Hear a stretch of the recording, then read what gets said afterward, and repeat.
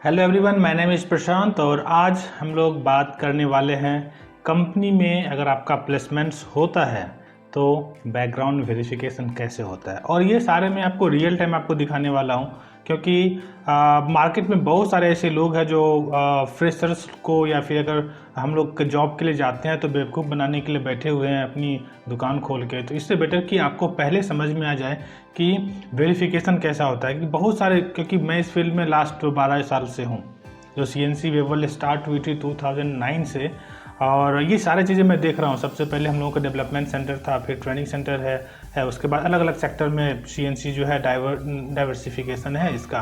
तो background verification कैसे होता है पहले इसको हम लोग समझते हैं। सबसे पहले कोई भी अगर आपको ये बात कहता है कि मैं आपसे 20,000 30,000 50,000 ले लूँगा और MNCs में आपको जॉब दिला दूँगा, ऑफर लेटर में रिलीज करा दूँगा, तो ऐसे कंसल्टेंसी से, ऐसे कंपनी से आप दूर हो जाओ। बताता हूँ इसका ड्रॉबैक क्या है। कि अगर मान लो किसी ने कह दिया कि ठीक है 50,000 रुपये दे दो, मैं आपको MNCs कंपनी में प्लेसमेंट करा दूंगा। अगर उसने कुछ HR के साथ उसने टाइप कर लिया, कुछ उसने दे दिया, ऑफर लेटर दे दिया, कल को अगर आप अच्छा परफॉर्म नहीं करोगे 1 महीने में, वही HR आपको निकाल देगा बाहर। उसके बाद आप क्या करोगे? जब कंसल्टेंसी के पास या कोई कंपनी के पास जहाँ से आपने लिया है ऑफर लेटर, वो क्या कहेगा? मैंने तो आपको दिया, ज्वाइनिंग किया, अगर आप परफॉर्म नहीं किए तो क्या होगा? तो इसलिए इस तरह का जो चीज़ें में आप मत पढ़ो कभी भी। जो भी जेन्यून, सीधा, सिस्टमैटिक रास्ता है, कोई भी लाइफ में शॉर्टकट मत फाइंड करने की कोशिश करो। सिस्टमैटिक तरीका क्या है उसको मैं आपको समझाने जा रहा हूँ। तो कंपनी का बैकग्राउंड वेरिफिकेशन होता क्या है और आपको कंपनी के लिए क्या क्या चेक करना पड़ेगा उसको हम लोग समझते हैं। तो सबसे पहले मैं मैं CNC में काम करता हूँ, मैं CNC के बारे में ही बताता हूँ। CNC वेबल, अब CNC वेबल मीन्स ऑथराइज्ड कंपनी है कि नहीं, जेन्यून कंपनी है कि नहीं। कि अगर आपको CNC में अगर आप एज ए डेवलपर काम करते हो या एज ए ट्रेनर काम करते हो तो सच में बैकग्राउंड वेरिफिकेशन होता है। तो CNC इसको वेरीफाई कैसे करती है, मैं आपको वो चीज़ें आपको बता रहा हूँ ताकि इसके CNC के डॉक्यूमेंट्स का जो है वैल्यू आपको समझ में आएगा। तो बात करते हैं। तो आपको सबसे पहले चेक करना है कि कंपनी रजिस्टर्ड कहाँ से होती है, आपको ये देखना है। तो मैं आपको इस सारे गवर्नमेंट के पोर्टल पे लेके जाके आपको समझाता हूँ।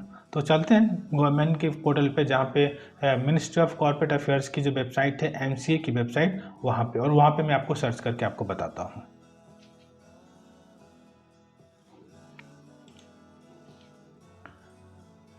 अभी यहाँ पे हम लोग जाते हैं, मिनिस्ट्री MCA की वेबसाइट है mca.gov.in। आप कोई भी कंपनी का आपको रजिस्ट्रेशन चेक करना है तो इस वेबसाइट पे जाके आप चेक कर सकते हो कि कंपनी रजिस्टर्ड है या नहीं है। तो इसको जैसे आप जाओगे तो यहाँ पे आप जाना, टॉप के मेनू में देख सकते हो कंपनी, चेक कंपनी नेम। अब चेक कंपनी नेम पे आप यहाँ पे क्लिक करो और क्लिक करने के बाद जो न्यू पेज जो ओपन होगा, इसमें आपको सिंपली कंपनी का नाम आपको टाइप करना है। और कंपनी का नाम आप टाइप करोगे तो उससे आपकी सारे कंपनी की डिटेल आपको पता चल जाएंगे कि कंपनी का जो रजिस्ट्रेशन है वो रजिस्ट्रेशन है, कब से है, और किस फील्ड में काम भी करते हैं। ये सब भी चीज़ें आप यहाँ पे निकाल सकते हो। तो यहाँ पे हम लोग आते हैं। अब ये पेज ओपन हुआ और यहाँ पे मैं क्या करूँगा, सर्च करूँगा CNC वेबल। आप यहाँ पे देख सकते हो company name, LLP name, CNC वेबल, और यहाँ पे सर्च के बटन पे मैं क्लिक करूँगा। जैसे सर्च के बटन पे क्लिक करेंगे तो अभी आपको यहाँ पे दिख जाएगा, यहाँ पे देख सकते हो CNC वेबल टेक्नोलॉजीज प्राइवेट लिमिटेड, ये CNC कंपनी है और ये कंपनी का रजिस्ट्रेशन नंबर है और ये कंपनी 2015 से ये इनकॉर्पोरेट है। अभी यहाँ पे ये भी देखना है कंपनी कितने तरह की होती है। तो मैं आपको उतना CA की भाषा में नहीं समझाऊंगा, बट सिंपल भाषा में समझ लो कि एक प्रोप्राइटरशिप टाइप कंपनी होती है, पार्टनरशिप होती है और प्राइवेट लिमिटेड कंपनी होती है। इससे आगे भी होते हैं, कॉरपोरेशन होते हैं, अलग अलग ऑर्गेनाइजेशन होती है। तो अगर कोई भी कंपनी अगर प्राइवेट लिमिटेड है तो थोड़ा सा आपका डॉक्यूमेंटेशन का वेटेज ज़्यादा रहता है with respect to proprietorship and partnership. तो अगर सपोज कोई भी डॉक्यूमेंटेशन होता है तो ट्राई करो कि प्रोप्राइटरशिप अगर company PVT private limited company है तो वो ज़्यादा बेटर आपके लिए रहेगा। ये मैंने आपको कंपनी रजिस्टर्ड है या नहीं है ये चेक करने का तरीका आपको बताया। दूसरी बात कि अगर आप कोई भी कंपनी के डॉक्यूमेंट्स लेते हो तो समझो कि डॉक्यूमेंट्स का वेरिफिकेशन किस तरीके से होगा। तो इसकी मैं बात बताता हूँ। मैं आपको रियल टाइम आपको बता रहा हूँ कि वेरिफिकेशन कैसे होता है। मैं अपने मेल में लॉगिन करता हूँ और मैं आपको बताता हूँ जब वेरिफिकेशन होता है तो आपको वो क्या क्या डॉक्यूमेंट्स कंपनी मांगती है और कंपनी का जो है उनको क्या क्या चाहिए होता है। फॉर एग्जांपल मैं चेक करता हूँ, मैं देखता हूँ जो रिसेंट वेरिफिकेशन जो हुए हैं, मैं उसका एग्जांपल बताता हूँ। अभी यहाँ पे देख सकते हो, जैसे मान लो कि एक देखते हैं, ये दीपशिखा यहाँ पे वेरिफिकेशन हुआ है। अभी यहाँ पे देख सकते हो ये थर्ड पार्टी वेरिफिकेशन है, ये कॉन्फिडेंशियल नॉर्मली होता है। देखो क्लाइंट नेम TCS, ये CNC की एम्प्लॉई है दीपशिखा। अभी यहाँ पे क्या है कि ये TCS में इसका प्लेसमेंट्स हुआ है। अब ये कैंडिडेट इनपुट है। अब कहने का मतलब कि कैंडिडेट ने TCS में जब उनको जॉब लगा तो उनके बाद इन्होंने ये सब इन्फॉर्मेशन दिया, उनका नाम ये है, कंपनी का नाम ये है, प्लस उनकी मीन्स पीरियड ऑफ एम्प्लॉयमेंट, ये इतना से इतना CNC में काम किया, डेजिग्नेशन क्या है।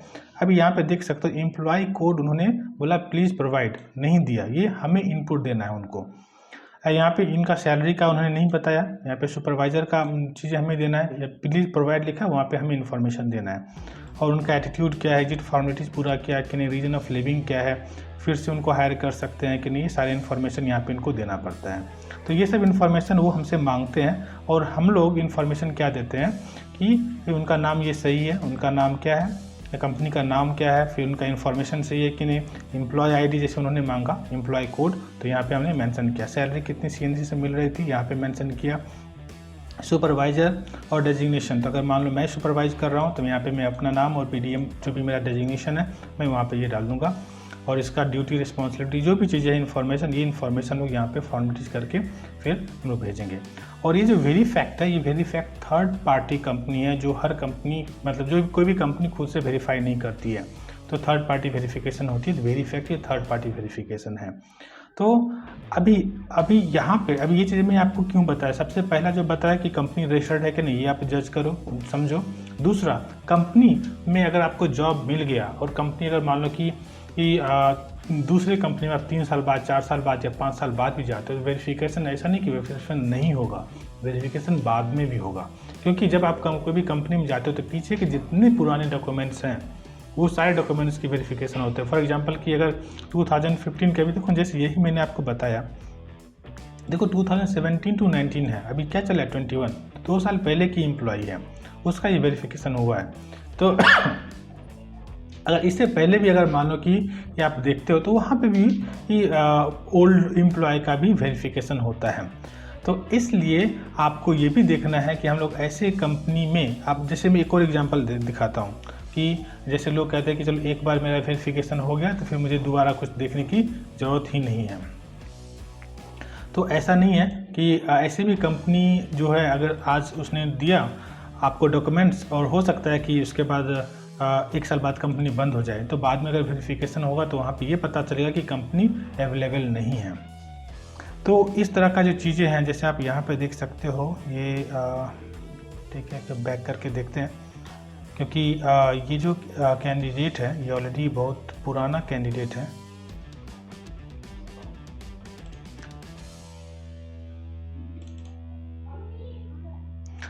देखो ये भी एक कंपनी है HA ग्लोबल करके, यहाँ पे आंचल बटगुजर का यहाँ पे है।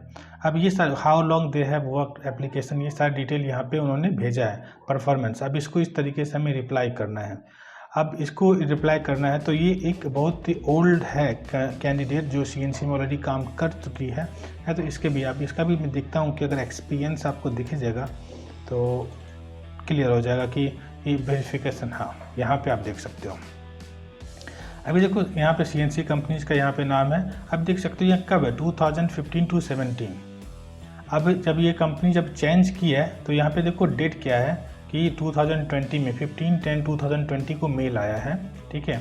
अब जबकि इन्होंने काम किया था कब, 15 to 17 में काम किया, फिर भी 5 साल के बाद वेरिफिकेशन आया। क्योंकि मान लो एक कंपनी चेंज करते हो, दूसरे में, तीसरे में, चौथे में जाते हो तो आपके डॉक्यूमेंट्स पे जो भी एक्सपीरियंस है जो भी कंपनी का नाम है वो सारे कंपनी के पास जो है आपका डॉक्यूमेंट जाने वाला है। तो कभी भी ऐसे कंसल्टेंसी या ऐसे कंपनी के चक्कर में मत पड़ना कि मेरा डॉक्यूमेंट्स दे दिया मेरे को जॉब मिल जाएगा। ऐसे कंपनी अगर मान लो डॉक्यूमेंट्स दिया और 2 साल बाद 1 साल बाद कंपनी अगर बंद हो गई तो फिर इसका डॉक्यूमेंट वेरिफिकेशन का क्या होगा, तो वहाँ पे आप नॉट अवेलेबल बताना पड़ेगा। तो इसलिए ये सब सारी चीज़ें आपको ध्यान में रखना पड़ता है जब आप डॉक्यूमेंट बैकग्राउंड डॉक्यूमेंट वेरिफिकेशन की बात होती है। आई होप कि मैंने ये दोनों चीज़ें आपको क्लियर किया कि अगर बैकग्राउंड डॉक्यूमेंटेशन होता है तो आपको क्या चीज़ें होती है और किस चीज़ पे आपको फोकस करना पड़ता है।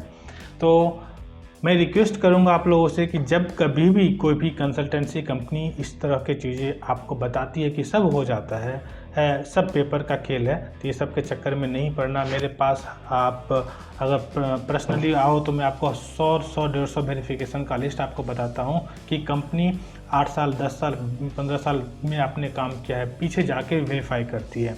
तो कभी भी इस गलत कंपनी के चक्कर में नहीं पड़ो। सिस्टमेटिक जो जेन्यून है, वेरीफाइड कंपनी है, जेन्यून पर्सन है, उनके साथ आप कनेक्ट रहो और उनके साथ आप ट्रेनिंग लो, डेवलपमेंट में काम करो और फिर आप प्लेस्ड हो। आई होप कि ये मेरा पूरा वीडियो बनाने का मेरा मेन मोटो ये था कि कंपनी में डॉक्यूमेंट वेरिफिकेशन कैसा होता है आपको क्लियर हो जाए, क्योंकि जब एज अ फ्रेशर होते हो या 0 to 1 0 to 2 ईयर्स का एक्सपीरियंस होता है तो उनको पता नहीं होता है कि एग्जैक्टली वेरिफिकेशन होता क्या है। इसलिए मैंने आपको बताया इस वीडियो में कंपनी कैसे पता करेंगे, रजिस्टर्ड कैसे होता है, कंपनी वेरीफाई कैसे होता है और प्लेसमेंट्स के बाद किस तरह के डॉक्यूमेंटेशन होते हैं। आई होप कि आपको ये वीडियो इंटरेस्टिंग लगा होगा, अच्छा लगा होगा, इन्फॉर्मेटिव लगा होगा। तो इस वीडियो में इतना ही रखते हैं। नेक्स्ट वीडियो में कुछ और इन्फॉर्मेटिव वीडियो के साथ मैं आऊँगा जहाँ पे आपके करियर से रिलेटेड मैं आपको गाइड करूँगा। इस वीडियो में इतना ही रखते हैं, नेक्स्ट वीडियो में फिर से मिलते हैं। तब तक के लिए गुड बाय।